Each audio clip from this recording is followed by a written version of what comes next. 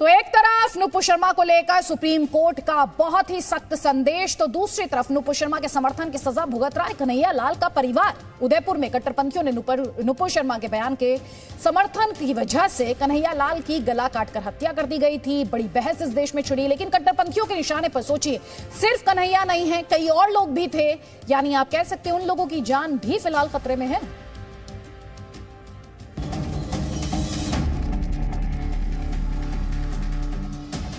क्या नुपुर समर्थकों की जान खतरे में है? कट्टरपंथियों के निशाने पर कितने कन्हैया?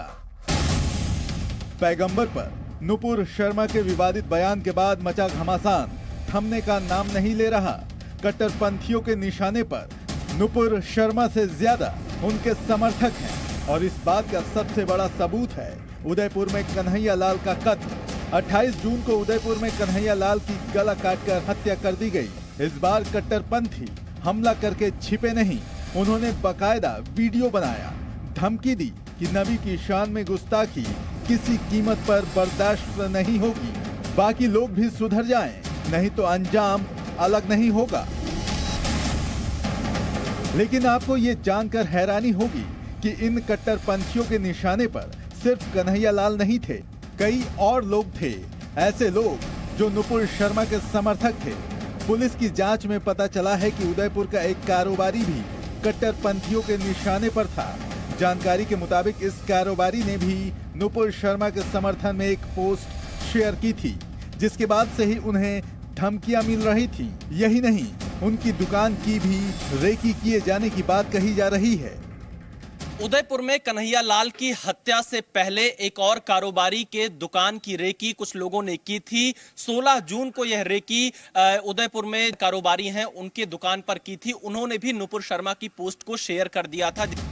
कन्हैया लाल के कत्ल के बाद पुलिस अलर्ट है और कारोबारी के घर की सुरक्षा बढ़ा दी गई है। घर के सामने पुलिस तैनात है और सीसीटीवी कैमरे भी लगाए गए हैं। जब यह बात पता चली तब से वो यहाँ से कहीं दूसरी जगह चले गए हैं, क्योंकि परिवार भी काफी डर में है, सदमे में है, क्योंकि जिस तरह से कन्हैया लाल की रेकी करके हत्या की गई उसके बाद से कहीं ना कहीं मन में डर जरूर इस परिवार के भी होगा। लेकिन डर कुछ ऐसा है कि भरोसे के बावजूद कारोबारी घर छोड़कर कहीं और रह रहे हैं। घर वाले भी बात करने से बच रहे हैं। सारा हमने बता दिया है सर, अब क्या है कि थोड़ा सा दिमाग भी काम नहीं कर रहा है। थोड़ी सी जानकारी दे देंगे तो हम लोग के लिए। मैं क्या अभी थोड़ा सा आपको बताता हूँ और बाद में बात करेंगे। जिम्मेदार संस्थान होने के नाते हम कारोबारी के घर का पता और नाम नहीं जाहिर कर रहे हैं, क्योंकि इससे उनकी सुरक्षा को खतरा पैदा हो सकता है। इस निंदा के नाम पर हिंदुओं की हत्या का ये कोई पहला मामला नहीं है। गुजरात के किशन भरवाड़ को भूल तो नहीं गए आप।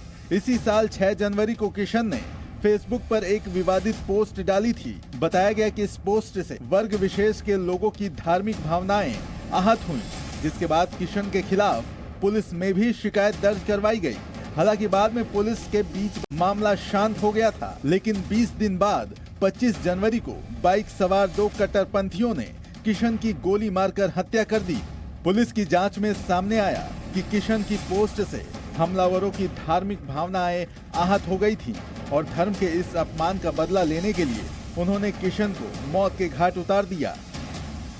जमालपुर में एक रहने वाले मौलवी हैं मिस्टर मोहम्मद अयूब, उनसे ये मिला था और मिलने के बाद में 6 महीने से कंटिन्यूस इनका आपस में संपर्क है और इनकी चर्चा यही होती थी कि इस तरीके की कोई भी पोस्ट हो, वीडियो हो, तो ऐसे लोगों को बख्शा नहीं जाए। बाद में एटीएस को जांच की जिम्मेदारी सौंपी गई, जिसने आरोपियों के साथ 2 मौलवियों को भी गिरफ्तार किया। इन मौलवियों पर ही हमलावरों को भड़काने और उन्हें हथियार देने का आरोप है। एक्यूज सबीर चोपड़ा ने इम्तियाज पठान के साथ में मिलकर एक पिस्तौल वेपन मौलाना अयूब के पास से लेकर मौलाना अयूब के बहकावे में और सिस्टमेटिकल रेडिकल होकर ये हत्या को अंजाम दिया है। किशन के बाद कुछ इसी पैटर्न पर कन्हैया लाल की हत्या हुई। किशन और कन्हैया दोनों की हत्या मंगलवार के दिन ही हुई। क्या इसके पीछे भी कोई संकेत है या महज इत्तेफाक? उदयपुर से विशाल पांडे की रिपोर्ट, जी मीडिया। टू उदयपुर यानी पैगंबर साहब पर नुपुर शर्मा के विवादित बयान के बाद जारी घमासान के बीच अब सुप्रीम कोर्ट ने जो टिप्पणी की उस पर एआईएमआईएम के प्रमुख असदुद्दीन ओवैसी ने जी मीडिया से खास बातचीत की है। ओवैसी ने प्रधानमंत्री नरेंद्र मोदी से नुपुर शर्मा के खिलाफ कार्रवाई की मांग की है। जी मीडिया के साथ ही खास बातचीत सुनिए। बहुत बहुत स्वागत है जी न्यूज के लिए वक्त निकालने के लिए। तो अगर सुप्रीम कोर्ट में आज जो कुछ हुआ उसके हाइलाइट्स की बात करूं तो किसी भी राहत से इंकार कर दिया।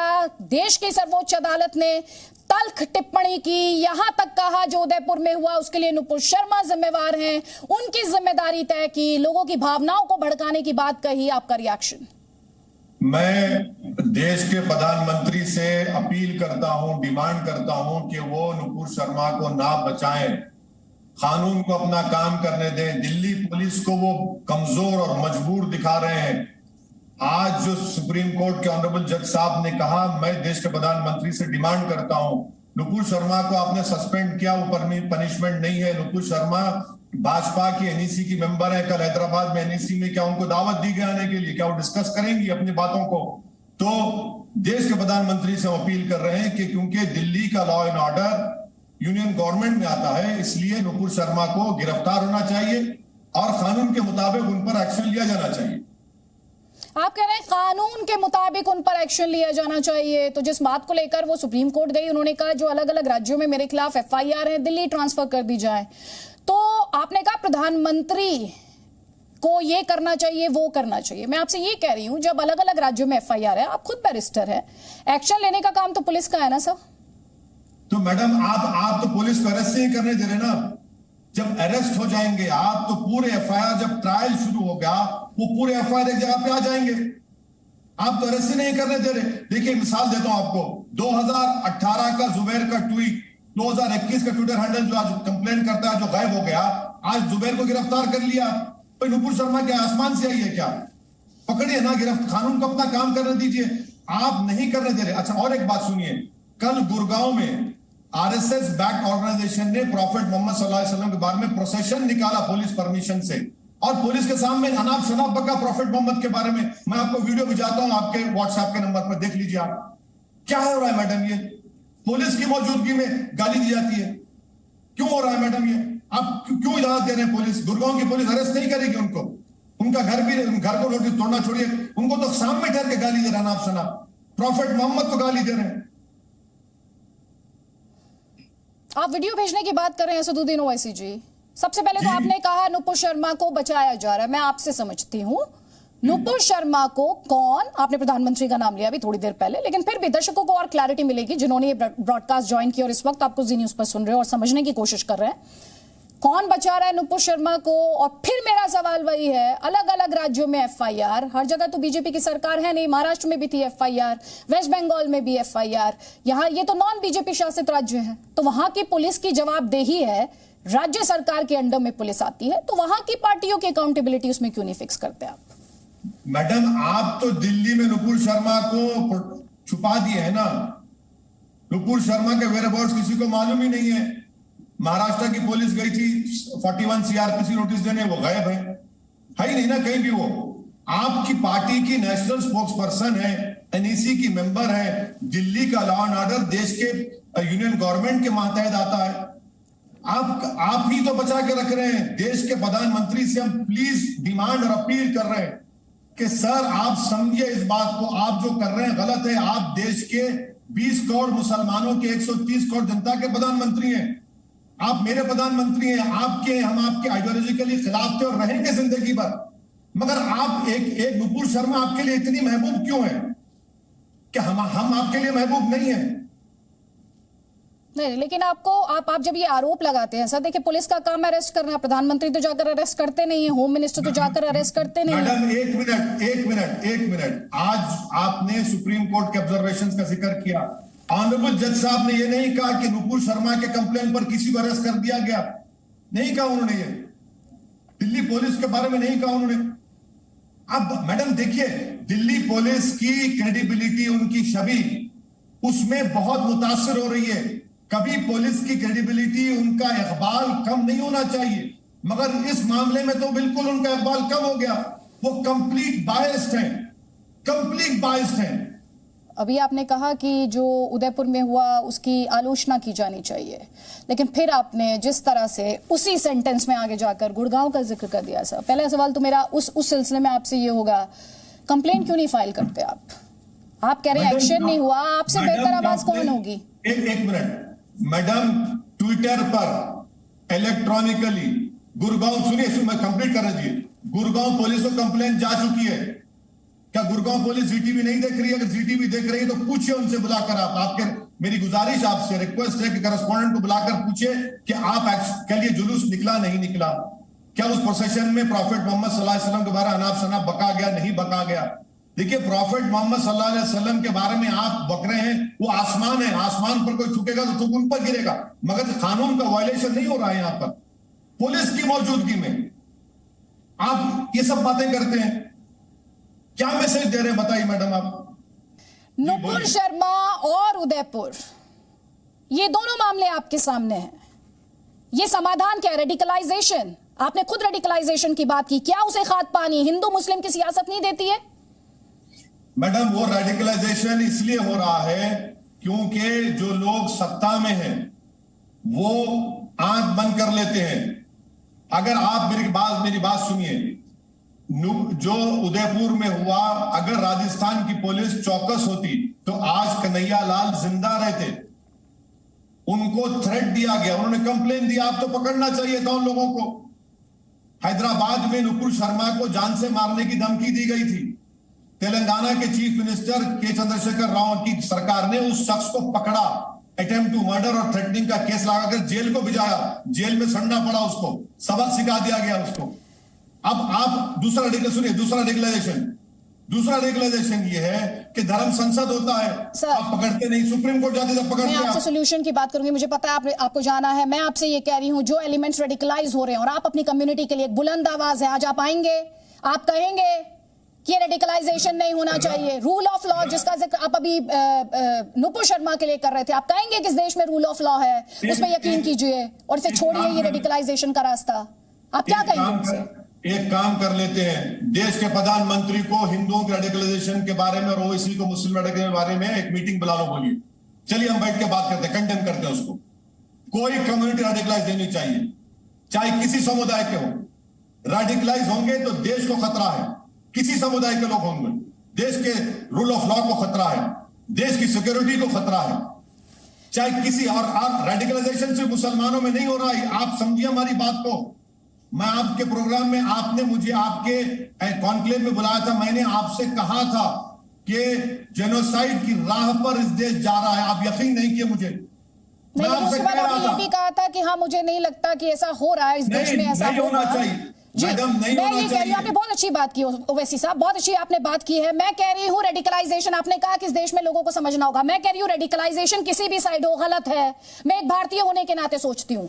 आप मुझे ये बताइए, आज इस प्लेटफॉर्म के माध्यम से आप कहते हैं दोनों कम्युनिटी साथ आके बैठेंगी, तो उस कम्युनिकेशन को, उस डायलॉग को असदुद्दीन ओवैसी लीड करेंगे, कहते हैं आज आप जी न्यूज के मंच से। मैं देश के प्रधानमंत्री से रिक्वेस्ट कर रहा हूं कि नेशनल इंटीग्रेशन काउंसिल की फौरन मीटिंग बुलाई जाए, प्लीज बुलाइए, इसमें इस बात करेंगे। मैं रेडिकलाइजेशन के खिलाफ हूं मैडम, मैं तो एक पॉलिटिकल वॉइस हूं। मैं इन रेडिकलाइजेशन को खत्म करने के लिए देश के कोने कोने में जाकर अपनी पार्टी को फैलाता हूं। इलेक्शन लेकिन वहां जाकर तो आप मुसलमानों की बात करने लगते हैं ना सर, आप भारतीय नेता नहीं, आप मुसलमानों के नेता बनने की बात करने लगते हैं। देखिए, मुसलमान भी इस देश के नागरिक है नहीं है सर, हम सब भारतीय हैं ना। अरे भारतीय तो मुसलमानों की पॉलिटिकल वॉइस की जरूरत नहीं है। भारत की पार्लियामेंट में सिर्फ 4% एमपी होंगे और हर समाज का एक रिप्रेजेंटेशन उनका आबादी के लिहाज से सबका बराबर है, किसका रिप्रेजेंटेशन नहीं है? सर आप जो दलील दे रहे हैं, ऐसे कैसे धर्म आधारित राजनीति खत्म होगी सर? आप मुझे पूरा यकीन है आप भी चाहते होंगे कि धर्म आधारित राजनीति खत्म हो, इंडियन एम्पावर्ड हो, हिंदू मुस्लिम के तौर पर नहीं, इंडियन के तौर पर। वो सब सही है, मगर जब बीजेपी उत्तर प्रदेश के चुनाव में अपने प्रत्याशियों की लिस्ट जारी की तो जी टीवी पर नहीं कहा गया था कि फुला विधानसभा पे ये नाम उसकी जात ये, फुला बिरादरी इसका नाम ये, वो ओबीसी है। वो एससी है, एससी में कौन सी कम्युनिटी का है, वो आप क्यों कह रहे हैं वो अलग कर रहे हैं? फिर आप जो कर रहे हैं सही कैसे होगा सर? सही नहीं है। देश के लिए रेडिकलाइजेशन खतरा है और रेडिकलाइजेशन हर समाज में हो रहा है और सबसे ज्यादा वो लोग कर रहे हैं जिनको सरकार का प्रोटेक्शन है। Thank you madam. Owaisi ji, मुझे पूरी उम्मीद है आप जाएंगे युवाओं के बीच तो भारत की बात करेंगे, भारतीयों की बात करेंगे और ये जो रेडिकलाइजेशन का चैलेंज है आप उसे चुनौती पेश करेंगे। वो ही करते आ रहे हैं, आप नहीं समझ रहे तो मैं क्या करूं। Thank you madam. Thank you, बहुत बहुत शुक्रिया असदुद्दीन ओवैसी।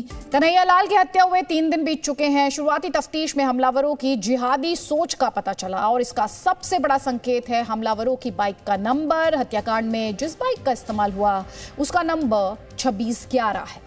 ये नंबर वैसे तो सामान्य लग सकता है, लेकिन आप अपनी याददाश्त पर थोड़ा सा जोर डालेंगे तो समझ जाएंगे कि ये नंबर सामान्य नहीं है, क्योंकि करीब 14 साल पहले ठीक इसी दिन मुंबई में आतंकी हमला हुआ था। उन हमलों में आपको याद होगा बच्चे, बुजुर्ग, महिलाओं समेत 160 बेगुनाह थे जिन्हें धर्म के नाम पर मौत के घाट उतार दिया गया था।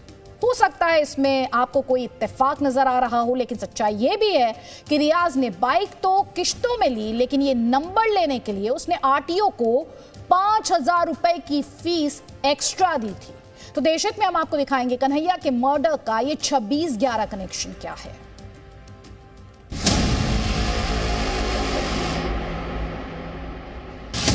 कन्हैया के मर्डर का 2611 कनेक्शन। कन्हैया लाल की तालिबानी हत्या को 3 दिन बीत चुके हैं। मामले की जांच में सिर्फ पुलिस ही नहीं, एनआईए भी शामिल है। जांच में हर रोज नए खुलासे हो रहे हैं, लेकिन अब सुरक्षा एजेंसियों की निगाहें इस बाइक की नंबर प्लेट पर टिक गई हैं। कन्हैया लाल का मर्डर करने के बाद दोनों हमलावर मोहम्मद रियाज और गौस मोहम्मद इसी मोटरसाइकिल से भाग निकले थे। हालांकि वो ज्यादा दूर नहीं जा पाए और पुलिस ने राजस्थान के ही राजसमंद जिले से उन्हें धर दबोचा था। लेकिन जब पुलिस की नजर हमलावरों की बाइक पर पड़ी तो वो हैरान रह गई। मोटरसाइकिल का नंबर था 2611। पहली नजर में तो यह नंबर कुछ भी खास या अटपटा नहीं लगता, लेकिन अगर तारीखों की जुबान में समझें तो यह संख्या भारत के इतिहास में काला धब्बा है। यह संख्या मुंबई में हुए उस आतंकी हमले की याद दिलाती है जिसमें सैकड़ों बेगुनाह सिर्फ मजहबी सनक के नाम पर मार दिए गए। करीब 14 साल पहले 26 नवंबर को ही लश्कर ए तैयबा के ट्रेंड और हथियारों से लैस 10 आतंकियों ने मुंबई की भीड़ भाड़ वाली कई जगहों पर हमला कर दिया था। करीब 4 दिन यानी 60 घंटों तक मुंबई आतंक से जूझती रही। होटल ताज से लेकर शिवाजी टर्मिनस रेलवे स्टेशन, कामा अस्पताल, लियोपोल्ड कैफे और नरीमन हाउस जैसी जगहों को निशाना बनाया गया। इन हमलों में करीब 160 लोगों की जान चली गई थी। 2611 भारत के इतिहास का सबसे बड़ा आतंकी हमला माना जाता है।